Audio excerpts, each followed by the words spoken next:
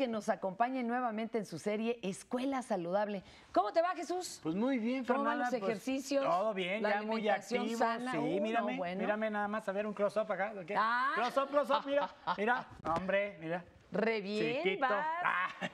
No, sí me puse a ver Claro, las guías de activación. Las guías de activación y ahí estamos con mi hija. Oye, jugando se divierte uno en la escuela y en familia, Sí. padrísimo. Pues me da mucho gusto saludarte a ti, a todos, bienvenidos, padres de familia, maestros.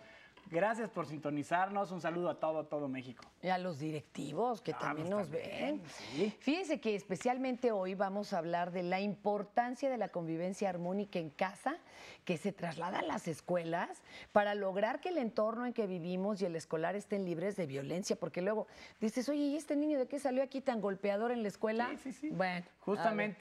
Hay que remitirnos. Hay que recordar eso. Lo que se hace en casa muchas veces se transmite en las escuelas y bueno, y también eso implica que todo sea un círculo ahí, vicioso, ¿no? Por eso es importantísimo mantener este espacio sin violencia, o sea, el espacio de la familia, el espacio de la escuela, porque bueno, ya que brinda oportunidades a los niños y las niñas y jóvenes para lograr un desarrollo sano, una formación integral y para que, bueno, en un futuro participen activa y responsablemente en la vida económica y social del país. Definitivamente tiene que ver. Pero bueno, para que esto sea posible, es necesaria la participación de todos, de estudiantes, de docentes, directivos, padres de familia, de todos en forma armónica, con respeto a las diferentes formas de pensamiento, usos y costumbres, abriendo canales de comunicación claros. Es que de veras, antes no se hablaba y eso, bueno, ahora ya se puede hablar, que eso es muy bueno, pero ¿no? de forma respetuosa, Si vemos que el papá ya llegó a agredir al maestro, y no. Hay que ser respetuosos y además que esto haga sentir a los niños y jóvenes protegidos y que está siempre abierta la puerta para comunicarse. Sí, ¿no? fíjate, alguna ocasión me dijeron, ¿no? ¿Cómo le enseño esto a mi hijo? ¿Cómo le enseño esto? Hágalo. Haciéndolo. El viejo truco de hacerlo. Y es eso, ¿no? Claro. Y en este aspecto hay tantas cosas por hacer como variadas son las necesidades de cada individuo. Aquí el reto de padres, madres, maestros y directivos. Así es, proponer acciones acordes con la familia y con la comunidad, como por ejemplo organizando actividades como actividades culturales, sociales, deportivas. Todo y en familia y con toda la comunidad, ¿no? Eso, propiciar convivencia sana, ¿no? Oye, pues, ¿qué te parece que pues vamos a ver la segunda parte de este interesante material que comenzamos a ver en el programa pasado sobre la prevención de la violencia dentro de la familia? Pues me parece perfecto. Vamos a ver. Vamos.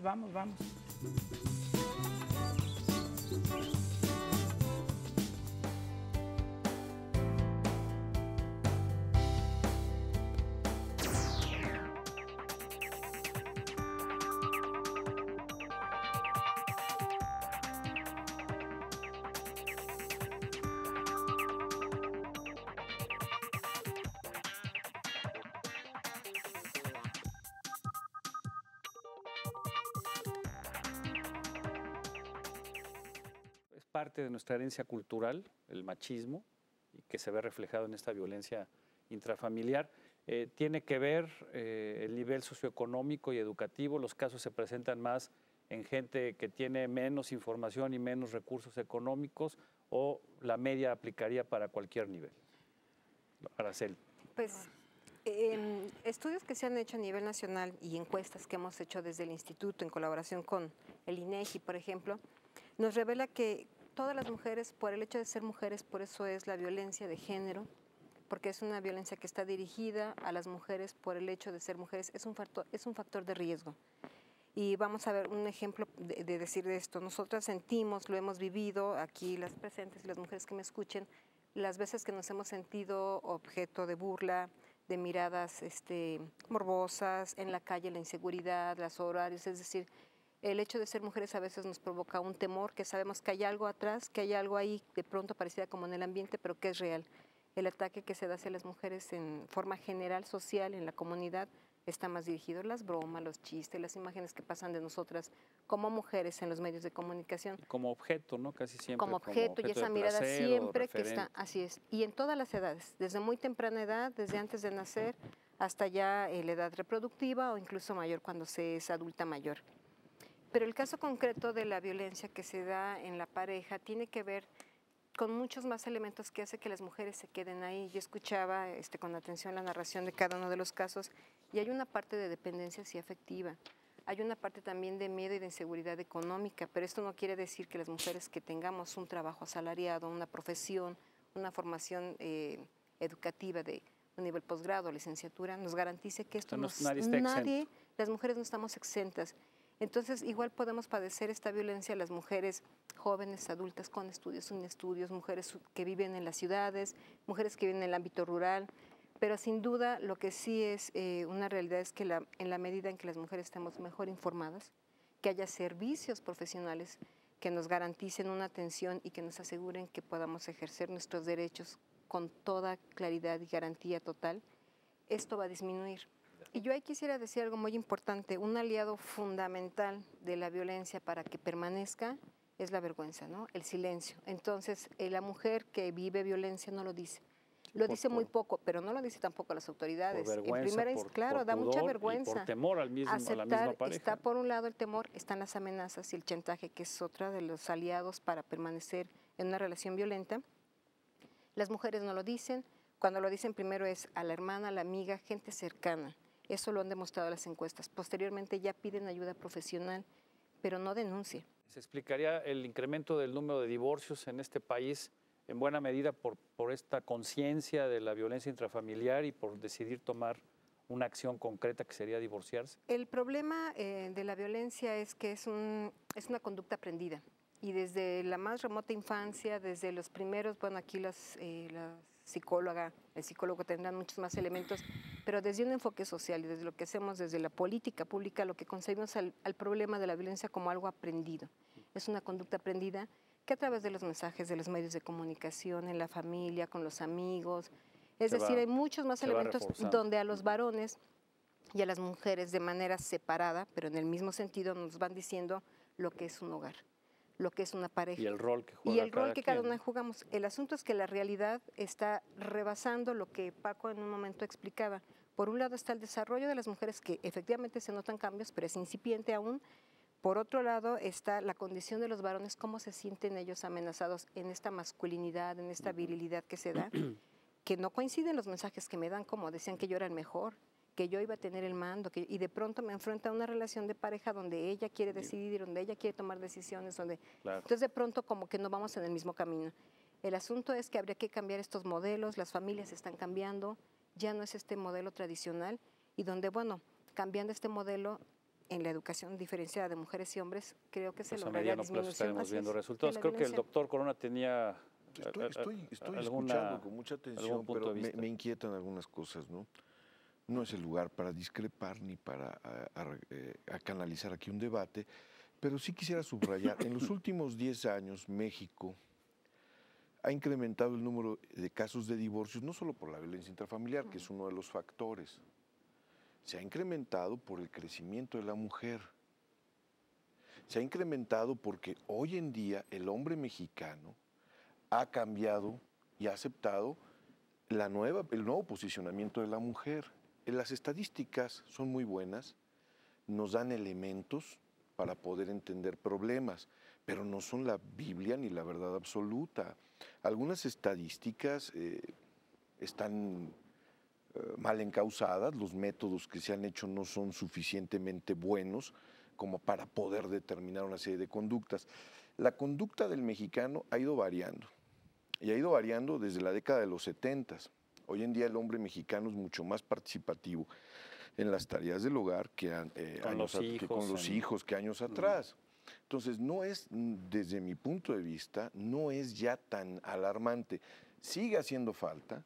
Yo no estoy todavía conforme con la actitud que tenemos los hombres. Tenemos que cambiar y tenemos que empezar por cambiar una serie de políticas públicas que nada tienen que ver con el Instituto Nacional de la Mujer, por cierto, pero sí una serie de políticas públicas en muchos aspectos, hay que cambiarlas, tenemos que ir avanzando. Perdón, doctor, hay otros factores que nos va a contar la doctora Norma Gómez, otros factores que generan precisamente la violencia intrafamiliar en nuestro país.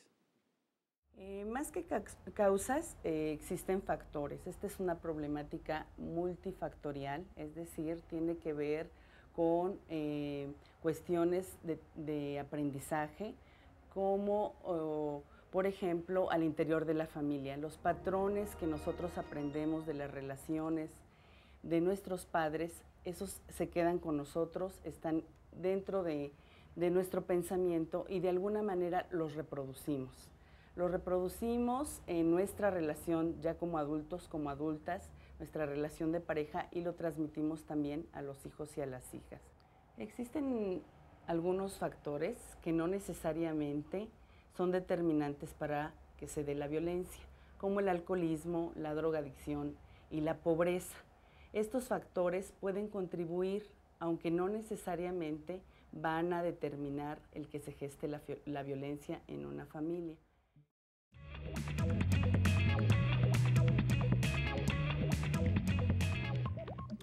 Bueno, ahí tiene usted algunos otros factores que influyen en la violencia intrafamiliar. Ya tenemos claro que es una cuestión mucho más de hombres a mujeres, de sometimiento, que es cultural, que es aprendido, que muchas veces se repiten conductas que se vivieron de niños. Quizá habría que preguntarles a nuestros especialistas si en la violencia intrafamiliar, en el caso de padres a hijos, se da más de varones a hijos e hijas, o de la madre, que a fin de cuentas también es la que pasa más tiempo con ellos y que muchas veces pues es la receptora de toda la crisis de pareja que muchas veces se está enfrentando. ¿Quién nos puede ampliar esto? Bueno, a mí me gustaría hacer esta reflexión. Mira, si de alguna manera en el transcurso de la humanidad el rol del varón ha sido hacia lo social, y hemos definido las leyes, la economía y todo esto, y el rol de la mujer ha sido hacia lo privado, ¿sí? El servicio, un ser, un cuerpo para otros. En este sentido, las últimas décadas y el día de hoy, tendríamos que repensar en estas formas de educar. Entonces, en la casa, es posible que alguien todavía desee el lugar de educación a las mujeres, que sea alguien al servicio de los demás, ¿sí? De hecho, en la dimensión social también estaban las secretarias, las enfermeras, etcétera, y el varón queriendo dar los roles diferenciados. Entonces, esta división de tareas se le da más hacia las mujeres dentro de lo doméstico. ¿Quién ejerce el control del patrón general de cómo deben de ser las cosas? Es el varón. Mira, tu hijo no hizo esto, tu hija se portó acá, etcétera. La instrumentadora de esa educación se le da culturalmente hacia la mujer. Conforme avanza toda esta sociedad, la idea es compartir. ¿Cómo termina la violencia? Cuando te miro y cuando lo que tú piensas, sientes y dices es tan importante y valioso como lo que yo siento, pienso y digo. En esa medida, precisamente de la equidad, ¿sí? De la paridad, de mirarte como mi igual y con respeto, la violencia no tiene lugar. Porque además acepto que tú eres diferente a mí y que yo no tengo por qué mandarte. Entonces, estos patrones que si bien culturalmente de dominio se nos atribuyen más a los varones, los puede tener también la mujer, ¿sí? Y en uno u otro se puede dar esto, que se da más. Entonces, el tiempo, o sea, aquí hay que tener mucho cuidado con la pregunta que haces para hacerla como más analítica. El tiempo que a veces la mujer vive y convive con el niño es muchas veces más que el varón. A veces va de 7 a 1, ¿sí? Ocasión que nos permitiría pensar que vamos a tener que educar un poco más desde el diálogo y no desde la violencia, ¿no? Entonces, ¿quién la cometa? Para no entrar ahorita en estadísticas, porque efectivamente pueden ser no ciertas, quien cometa la violencia no se debe. ¿Quién más, quién menos? El que la haga, ¿sí? No nos vamos a meter ya en la situación de este pleito. Propondría, porque me parece bien el planteamiento de Jesús, que reconozcamos que cualquiera de los dos, sí, que ejerza violencia en abandono, en maltrato, en humillación, esto no se vale, ¿sí? Entonces, tendríamos que empezar a respetarnos unos a otros, ¿sí? Y mirarnos como iguales. Y en esa medida la violencia puede bajar. los padres tenemos mucha presión y mucho deseo porque el hijo haga las normas, haga lo que yo quiero que él haga, ¿sí? Y se comporte bien. Cuando no tenemos la habilidad para convencerles, caemos en violencia. Repito, unos y otros. Y ahora con los niños hay que dialogar y hay que negociar. Una pregunta muy breve que seguramente mucha gente en su casa se está haciendo. El papá, la mamá, que de vez en vez le tiene que llamar la atención al niño, a veces de una manera fuerte porque no obedece, le alza la voz o en ocasiones todavía le da por ahí alguna nalgada. ¿Eso se considera violencia intrafamiliar o es parte de lo permisible, de lo normal? Hay muchas discrepancias, ¿no? Yo creo que ahí es cuestión de visiones religiosas, de corrientes psicológicas, de corrientes sociológicas, ¿no? Una madre dice, yo le di una nalgadita a mi hijo y no pasó absolutamente nada y mi hijo ahora es un profesionista exitoso, nunca lo golpeé de manera violenta, de manera que le dejara yo cicatrices, huella, ¿no? Pero sí una nalgada. Hay quienes se oponen a esto, del grito y de la violencia, sino del diálogo. Yo no tengo allí una respuesta muy clara. Yo a veces como padre, a veces también me confundo porque hay momentos en los que la desesperación, que no la violencia, por la actitud de los hijos, hace que uno de repente se sacuda y quisiera uno desesperadamente, no violentamente, porque a veces desafortunadamente se confunde todo con violencia. Así es, por eso lo pregunto. A veces hay un enojo natural del padre, de la madre, y lo mismo sucede en las relaciones sociales, ¿no? Y hay una corriente de mujeres que consideran cualquier situación de roce laboral como violencia y no como un acto, por ejemplo, hasta de acoso sexual, o de acoso ¿no? sexual, porque porque a criterio subjetivo de ella o a criterio subjetivo de quien fuere, se dice. Entonces, aquí hay un debate todavía muy grande y se da en todo el mundo. Vamos no solo a la respuesta de la doctora y a una dramatización para que la gente vea lo que pasa. Yo nada más quería apuntar lo segundo. Creo que es importante preguntarnos nosotros, digamos, vistos desde acá, quizá como especialistas o como empleados y más, ¿es violencia o no? Preguntémosle a las personas que están ahí, ¿te sientes violentado? A lo mejor lo que para mí es un regaño que no tiene mayor trascendencia, quizá en esa persona le dejó una huella profunda que puede incluso modificar su desarrollo personal. Eso es importante. La mirada tiene que ir siempre, si es violencia o no, el daño ocasionado en la persona a quien está dirigida. Y por otro lado, yo creo que cuando esta víctima o esta persona que está sufriendo estas formas de agresiones verbal, física o demás, que para nosotros pueden ser sutiles, quizá para ella no, ver cómo representa, cómo refleja esto en su conducta y sobre todo, escucharla con mucho respeto, ¿no? Lo que ella diga, si a ella le causó esa mirada o ese comentario en el ámbito laboral o en la escuela y a ella le está afectando, escuchemos. Creo que es un principio fundamental para tratar este tema y no caer en la parte subjetiva y en la parte personal de vivencia, sino mirar siempre hacia esta parte y ver qué resultado, sobre todo, porque eso que le ocurre a ella como persona finalmente es un desarrollo social. Muy bien. Y eso a ella nos va a afectar porque el problema de la violencia, más allá de los costos o los daños que pueda tener a nivel individual en su familia, para con sus hijos y demás, lo vamos a ver como un fenómeno social. Nos afecta en la economía, nos guste o no. Y vemos a pensar, claro, que las mujeres hoy en día somos el 50% de la población a nivel mundial, nacional, estatal, delegacional, como quieran. Somos la mitad de la población. Y hoy por hoy las mujeres cada vez estamos insertas más en el mercado laboral. El 40% de las mujeres es económicamente activa.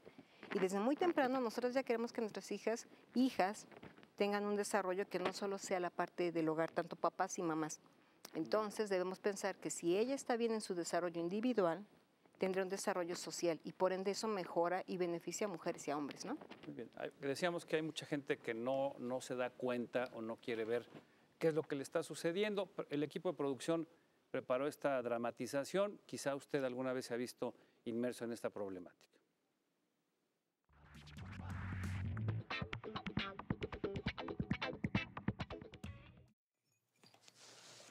¡Ey! ¿A dónde vas con tanta prisa? A la clase de la que te había contado. ¿Y que no vas a ir a trabajar o qué? Jefa, ya habíamos quedado que yo iba en las tardes y tú en las mañanas. ¿Cuándo quedamos? Alma, ya estoy cansada de que andes todo el día de floja. Además de andar de zorra con el vago ese. Jefa, trabajo todos los días y además quiero ir a la escuela. Nunca estoy de floja. Chucho no es ningún vago, se la pasa entrenando. Mira, me vale lo que hagan el tal Chucho y tú. Aquí las cosas son de una manera. Tú tienes que trabajar y se acabó. ¿Tú por qué no puedes ir a la tienda? ¿Qué tienes que hacer? Voy a ir con tu papá a pasear. Mira, otra vez se apareció. Lo que haga o deje de ser tu papá, a ti no te importa. Es tu padre. Debes de estar agradecida con él, te dio la vida. Si me dio la vida fue solo para fastidiármela. No entiendo cómo lo puedes seguir queriendo después de todo lo que nos ha hecho. Un día vas a entender lo difícil que es amar a un hombre. Claro, ahorita no lo entiendes porque andas ahí de facilota.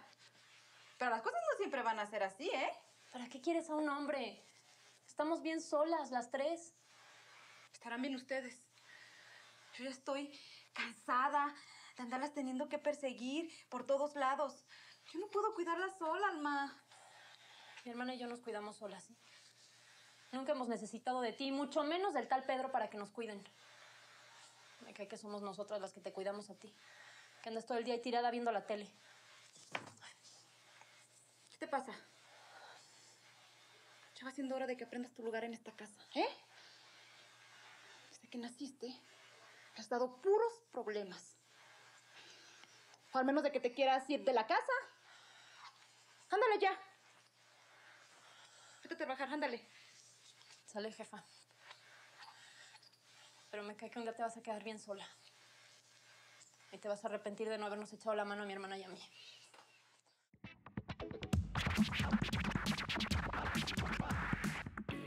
Bueno, pues ahí tenemos ya un panorama general de lo que está sucediendo en nuestro país. Quedan muchas preguntas. ¿Quién es más responsable, el que maltrata o el que lo permite?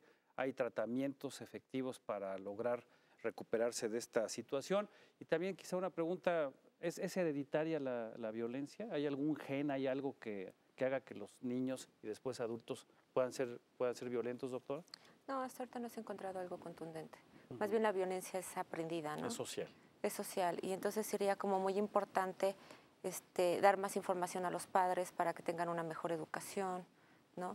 Que vean a sus hijos, que les enseñen a expresar más sus emociones, qué es lo que sienten, hablarlo, para que de esta manera, si hay más comunicación entre padres e hijos, se puedan canalizar de diferentes maneras y no, obviamente, con violencia. Gracias, doctora. Una última reflexión de Francisco Jesús y la psicóloga también, por favor. Sí, yo creo que los gritos, los insultos no se valen en casa. Poníamos un ejemplo. Y si le insulto a mi hijo, que le digo que es un tonto, ¿se le quita a los 5 minutos? ¿A las 5 horas? ¿A las 5 semanas? O sea, no se vale la violencia de la magnitud que sea. No se diga la violencia sexual, no se diga toda esta. Pero creo que ya podemos hablar en positivo. ¿Cómo hacemos ahora para bien tratarnos? Y para que yo no ejerza violencia con otra persona, mi ser tiene que estar en paz, con calma, afectivo. Entonces, los padres transmitimos mucho de lo que somos a nuestros hijos. Y si yo estoy bien, mi hijo va a estar bien. Si yo respeto a mi hija, a mi compañera, mi hija tiene un buen ejemplo. Entonces, que lo puede seguir. En la información y en el respeto. Mirarnos con respeto. Gracias, y bien tratarnos. Gracias, Francisco. Muy breve, Jesús. Yo creo que debemos desarrollar nuestra empatía, ponernos en los zapatos del otro, diálogo y respeto, y tomar de la mano a la mujer y caminar juntos. Pues muchísimas gracias a todas por habernos acompañado.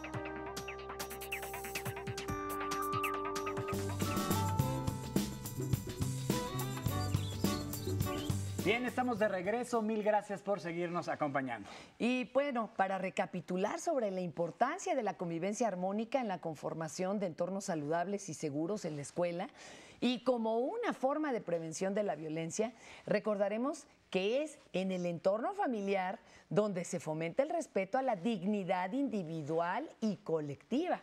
Así es, pues la experiencia muestra que es en la familia y en el hogar donde se registra la mayor cantidad de eventos violentos contra niñas y niños, sí, Fernanda? O sea, ahí es cierto es importante, ¿no? Y desafortunadamente estos actos de violencia tienden a ser repetidos en la escuela. Eso es lo clásico. Luego uno pregunta, ¿y por qué es tan pegalón este niño? Pero mire, los menores maltratados tienden a mostrarse tímidos o agresivos, con un temor exagerado al contacto físico. Suelen tener bajas calificaciones en la escuela, ser apáticos, tristes. Y bueno, a veces tienen problemas de lenguaje o para comunicarse, o de plano ya no querer asistir a la escuela, ¿eh? Y yo creo que ahí los maestros tienen una tarea muy importante, identificar, ¿no? Identificar este niño que a lo mejor pueda tener ciertos rasgos de violencia y, bueno, empezar a tratarlo, ¿no? Sin embargo, bueno, todos debemos saber que vivir libres de violencia es un derecho de todos los niños, ¿eh? E independientemente de que en cada familia tenga su muy particular forma de educar, pues nada justifica el uso de la violencia. Así que, señor, si a usted le pegaron de chiquito, pues vamos a cambiarle, No hay por qué repetirlo, sí, no hay por qué repetirlo, hay que detenerse. Uno sabe cuando entra la ira, que se empieza a calentar el rostro y en ese momento hay que respirar y pensar que estamos ante un ser mucho más pequeño. Y así está poniendo ya nuestro floor manager, ya está poniendo que así. Ya corramos, ¿verdad? Con ira. No, llegamos tranquilo. Al final de este programa. Mil gracias por acompañarnos en este capítulo de la serie Escuela Saludable. Les recordamos que este esfuerzo tiene como finalidad hacerles llegar información útil para ayudarlos a consolidar un estilo de vida sano y libre de violencia. Esperamos que les haya gustado y los invitamos a que nos sigan acompañando en los siguientes programas donde tendremos más comentarios e información que nos ayuden a entender y tomar decisiones enfocadas en que nuestra escuela sea una escuela saludable. Donde la educación por tu salud es tarea de todos nosotros. Gracias y hasta la próxima. Nos vemos.